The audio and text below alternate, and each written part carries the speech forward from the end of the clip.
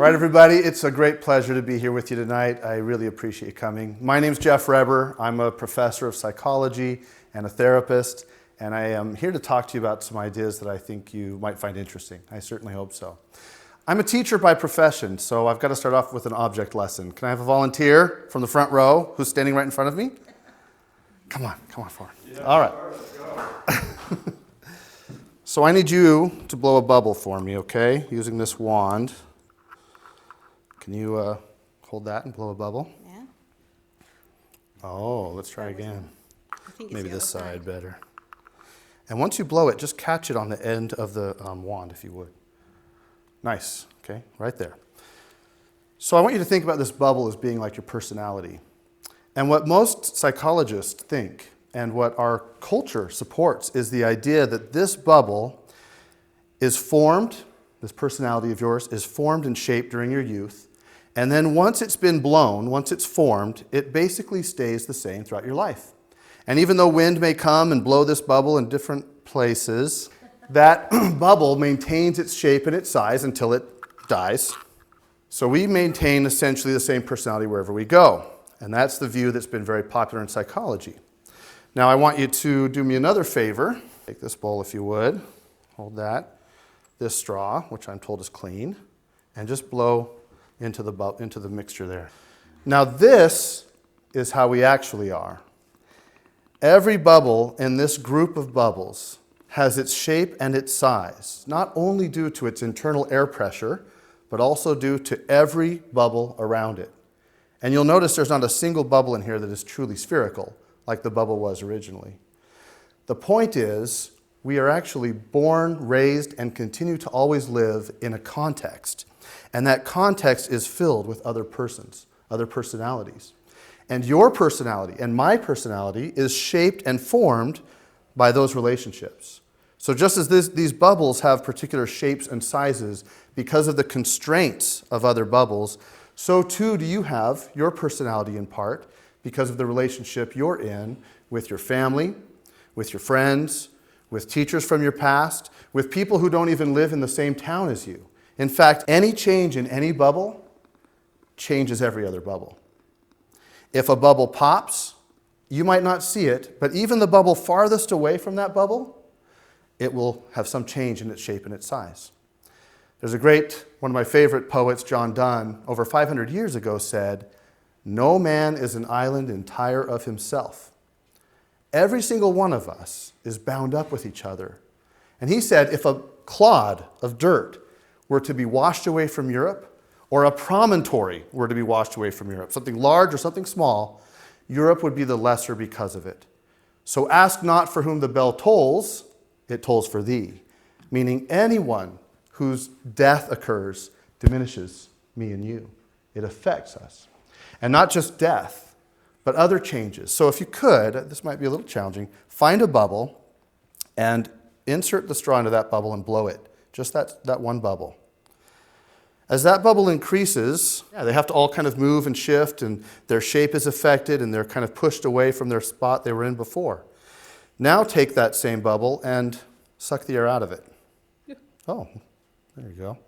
Now suck the air out of it. And what happens to the bubbles around it? They push in around. Now, if you're working in a business and you hire a new employee, and that employee comes into your business and is situated now in the context of the bubbles of persons in your business.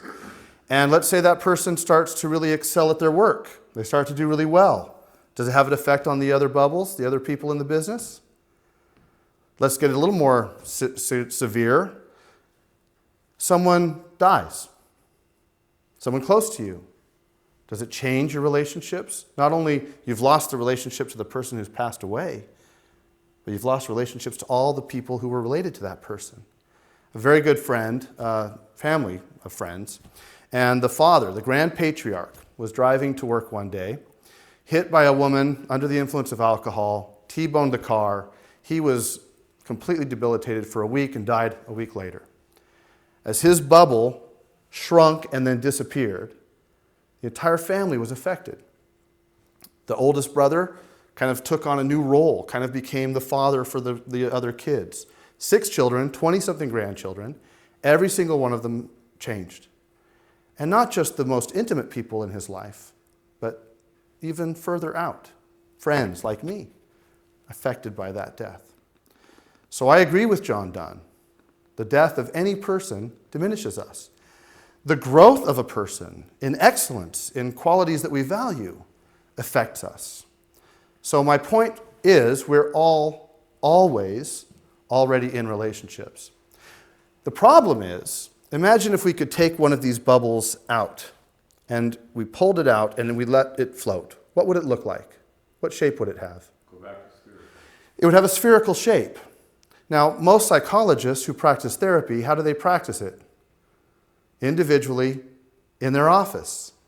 So what they do is they take a person out of the context of their lived relationships and they meet with them in an office where they see them differently than they are. They see them like a sphere. They think they have properties and qualities because of what they see in that therapy. What they miss is what? The relationships. Yeah, what they're actually like in the context of the relationships of which they are a part. They don't get to see how mom and dad affect this person, how brother, sister, how friend, teacher, buddies at school. They don't get to see all of that context. You know, one of the biggest challenges we have with people who go to prison and we try to bring them back into society is we treat them in a context that's not the context they live in. And then when they go back into their hometown, what do they fall back into? Those relationships that promote habits that are not necessarily healthy. So if we're going to do this right, if we're going to truly help people, nurturing them to health and well-being, we can't just focus on the internal air pressure. We can't just focus on the personality that was formed as you were children and you now take with you in a different context. We have to also look at all the relationships surrounding you. We have to study you in context. We can't do therapy in the office with you alone every time. We need to see you with your family, with your friends, where those challenges come up, where those difficulties occur. Now, I want to be clear, these bubbles can represent individuals. It can also represent a couple. Each bubble could be a married couple or a partnership. Each bubble can represent a team working within a business organization or the company itself. Each bubble can represent a country. Every country is in relationship with other countries. We've come to realize that more and more with time as we become a more globalized society. And even countries have properties and qualities that have to do with their relationship to other countries. What's the number one value for Americans, do you think? The thing we care most about? What's that? Liberty. Is it coincidental that we value liberty? Did we just come up with that out of ourselves? Did we just invent it one day in our minds? You can sit down now. I don't mean to keep you blowing bubbles all night. Thank you so much. It grew out of our British tradition. Right. We were in relationship as a set of colonies to a country that we in some ways emulated, modeled, and then at some point we kind of disagreed with on some things. And so our valuing of freedom has a lot to do with the fact that our country developed in a context with England and some other countries. Now think about your personality. Are there things you value? Are there qualities you possess that have to do with the people you've been a part of in your life? Is your personality really within you, self-contained, or is your personality somewhat dependent on the people who have been around you throughout your life?